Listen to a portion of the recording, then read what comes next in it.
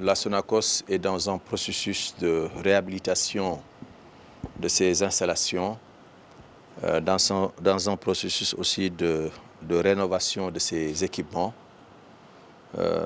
Comme vous le savez, beaucoup de ces équipements sont vétustes. Et en ce qui nous concerne, nous avons déjà fait des efforts de réhabilitation à hauteur de 2 milliards de francs CFA pour remettre en état des installations ou des ateliers à Ziguinchor, à Kaolack, à Diourbel, à Louga et à Dakar.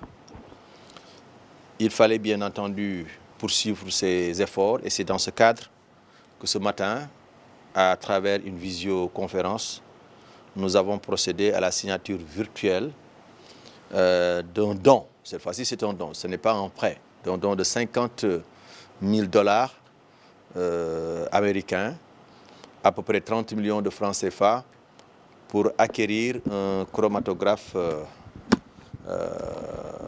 qui était en phase gazeuse, donc qui ne fonctionnait plus depuis plus de 10 ans. Et ce qui faisait que pour faire nos analyses dans le cadre de la production des huiles végétales alimentaires, nous étions obligés de nous adresser à l'extérieur et parfois même à l'étranger.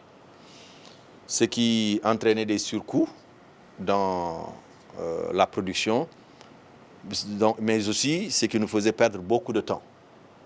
Et je dois le dire, peut-être que même nos personnels qui s'occupaient de ce matériel de laboratoire, parce qu'il s'agit d'un équipement de laboratoire, donc du laboratoire de l'usine de Dakar en particulier, peut-être que même ces gens-là avaient fini de perdre la main.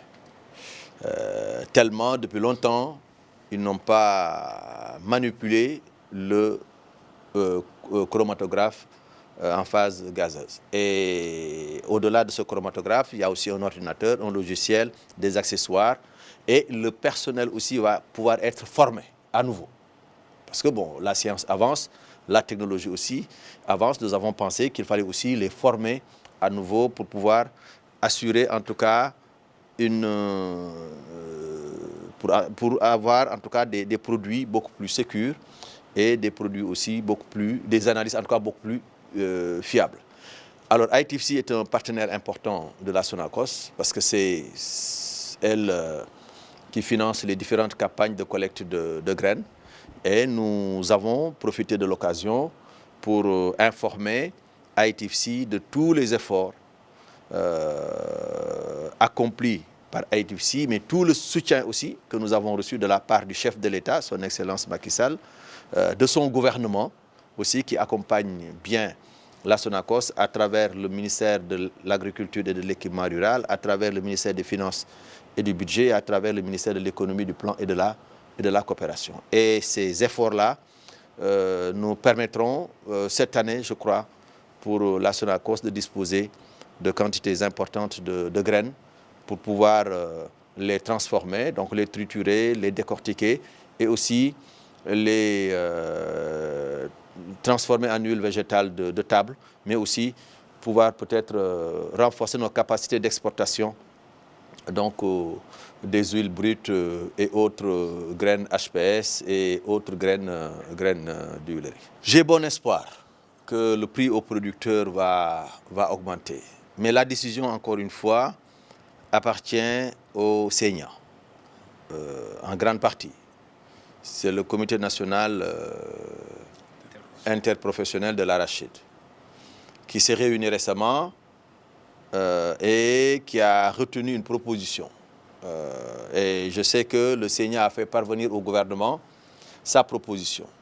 Et peut-être d'ici quelques jours, d'ici quelques heures, le prix aux producteurs sera connu, de même que la date officielle de démarrage de la campagne de collecte des graines. En ce qui nous concerne en tout cas, nous, Sonacos, nous sommes prêts à démarrer le plus rapidement possible la collecte des graines parce que nous savons que nous avons déjà le reliquat de l'année dernière, de la campagne de l'année dernière qui est déjà là, et nous attendons incessamment 20 millions d'euros de la part de ITFC et peut-être un peu plus à moyen terme, 40 millions de francs, 40 millions d'euros supplémentaires pour la nouvelle convention 2020-2021.